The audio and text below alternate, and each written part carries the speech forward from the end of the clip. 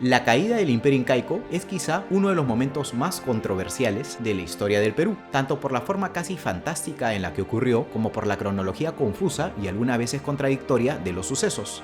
Acompáñanos en esta serie de videos para conocer y descubrir, de una forma diferente a como te la contaron, la historia detrás de la caída del Imperio Incaico. Episodio 5. El rescate de Atahualpa. Capturado el Inca, comenzaría un nuevo capítulo en la historia de la conquista del Tahuantinsuyo. Pizarro esperaba manipular el aparato estatal del imperio a través de Atahualpa, así que decidió ganarse la confianza del Inca, asegurándole que sería tratado como un amigo en tanto colaborara con ellos, condición a la que su rehén accedió. Fue así como el Inca logró conservar varios privilegios aún en cautiverio. Tenía criados que lo atendían, recibía visitas de sus jefes, disfrutaba de la compañía de sus mujeres e incluso conversaba con entusiasmo con algunos de sus captores. De hecho, el Inca terminó volviéndose muy cercano de Hernando Pizarro y Hernando de Soto, de quienes incluso aprendió a jugar ajedrez. También estrecharía lazos con el propio gobernador, con quien solía conversar frecuentemente. Atahualpa le enseñó sobre la abundancia del Cusco y la extensión de su imperio, mientras que Francisco Pizarro le enseñaba de política y religión. El fraile Vicente de Valverde también aprovecharía estas conversaciones para intentar convencer al Inca de que se bautizase, pero Atahualpa nunca se mostró interesado.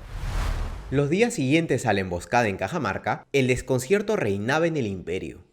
Confiados del total control que ejercían con el Inca hecho prisionero, los españoles comenzaron a saquear indiscriminadamente los poblados aledaños a Cajamarca, incluyendo el propio campamento del Inca.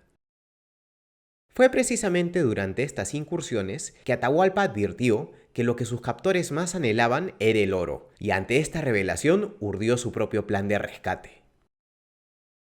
A cambio de su libertad, el Inca le ofreció al gobernador llenar una sala de oro y otras 2 de plata hasta donde alcanzara su mano. Entusiasmado con lo que acababa de escuchar, Pizarro accedió inmediatamente, con la aprobación unánime de sus tropas. El rescate se acordó de manera formal en una escritura, y enseguida chasquis fueron despachados en todas las direcciones del imperio para comenzar a cumplir con el envío del oro ordenado por el Inca. Seguramente tanto Pizarro como Atahualpa eran conscientes de que una liberación pacífica nunca ocurriría, pero ambos tenían sus propios motivos para estar satisfechos con el contrato que acababan de celebrar. Por un lado, el gobernador obtendría una tregua momentánea que le permitiría esperar con tranquilidad los refuerzos prometidos por su socio, Diego de Almagro. Además, el hecho de que los propios nativos trajesen el oro resultaba ser muy ventajoso. Mientras tanto, Atahualpa ganaría el tiempo que necesitaba para reorganizar a sus tropas y orquestar su escape con la ayuda de sus generales.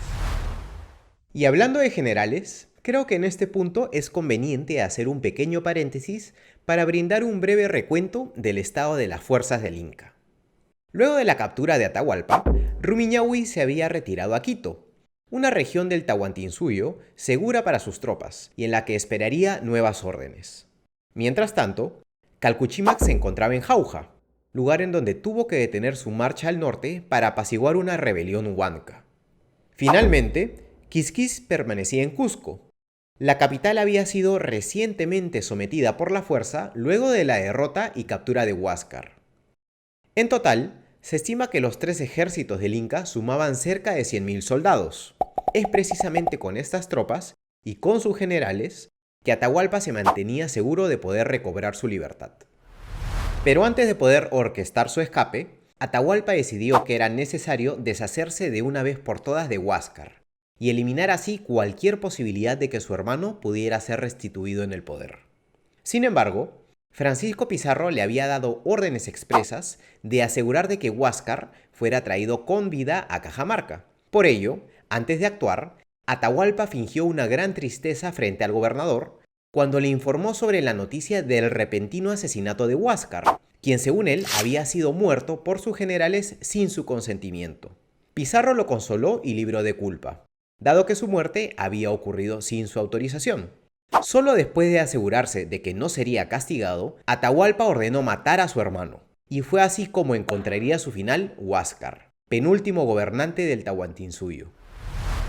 Pero, A estas alturas nada permanecía completamente secreto a los conquistadores, que contaban con el apoyo de muchos caciques y el de algunos hijos de Huayna Cápac, quienes veían en los cristianos la posibilidad de librarse del yugo de Atahualpa. Los españoles se horrorizaron con la noticia del fratricidio cometido por el Inca.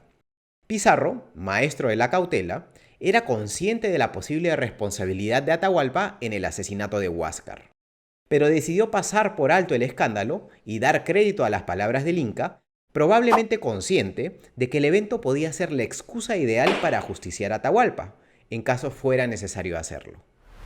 A los pocos días de acordado el rescate, comenzó a llegar el oro a Cajamarca, pero el gobernador tenía prisa por hacer honrar el contrato del Inca.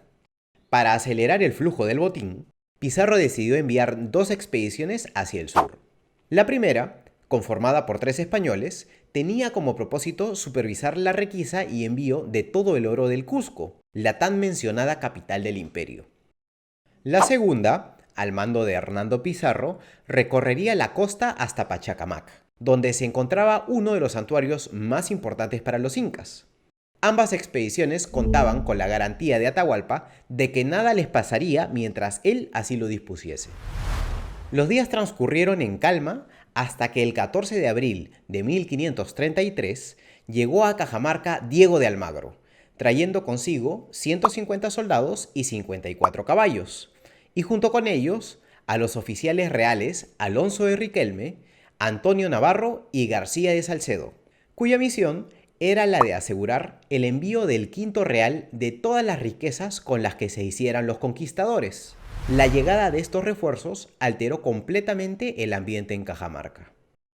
Verán, Diego de Almagro podría ser un hombre de muchas cualidades, pero por sobre todo era codicioso y ávido de poder. Y luego de enterarse de la hazaña alcanzada por su socio, venía a Cajamarca con claras intenciones de reclamar parte del botín para sí mismo, situación que resultaba ser bastante evidente para el gobernador. Sin embargo, tanto Pizarro como Almagro sabían que no debían generar divisiones entre la hueste española, por lo que ambos socios aparentaron gran felicidad de reencontrarse luego de varios meses de separación. Sin embargo, al poco tiempo se hicieron evidentes las diferencias entre ambos grupos. Las tropas recién llegadas no podían más que ver con impaciencia y envidia cómo el oro llegaba todos los días a Cajamarca. Los soldados de Almagro reclamaban parte del botín que estaban ayudando a defender, mientras que los de Pizarro alegaban que el rescate era un contrato contraído entre ellos y el Inca, situación que fue confirmada por el propio Atahualpa, ganándose automáticamente la enemistad de Almagro y su gente, quienes comenzaron a pedir su ejecución. Poco después, Hernando Pizarro regresó de su expedición a Pachacamac con un gran botín y un inesperado rehén, Calcuchímac. El general Inca había sido apresado sin resistencia en Jauja, luego de haber sido engañado por Hernando, quien le indicó que el Inca deseaba verlo. Calcuchímac, temeroso siempre de las órdenes del Inca, decidió ir a su encuentro, con lo que automáticamente Atahualpa perdió una de sus mejores oportunidades de escape. Los logros de Hernando Pizarro no hicieron más que acrecentar la envidia de los almagristas. Pizarro estaba preocupado por el creciente conflicto político entre su hueste y la tensa relación de Almagro con su hermano Hernando.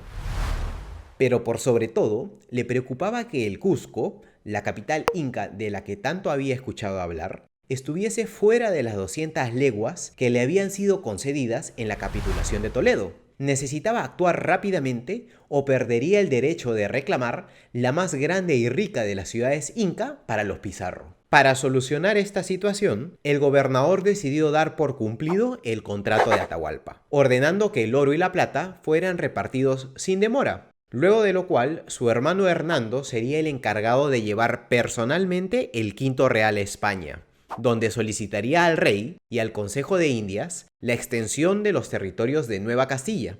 A fin de poner en marcha su plan, el gobernador dispuso iniciar inmediatamente la fundición de todas las riquezas acumuladas.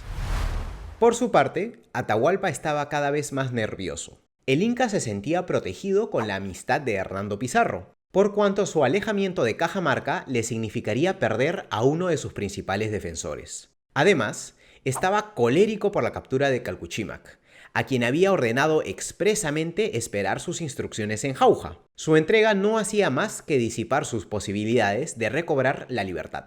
Finalmente, la llegada de los refuerzos españoles significó para él la confirmación de que estos forasteros no eran una simple banda de bárbaros dispuestos a partir en cuanto terminaran su saqueo. Los cristianos habían venido para quedarse con su imperio. Cada día que pasaba, el ánimo del Inca se iba deteriorando. El 17 de junio de 1533 comenzó la fundición y el reparto del botín, dirigido por una junta presidida por Francisco Pizarro.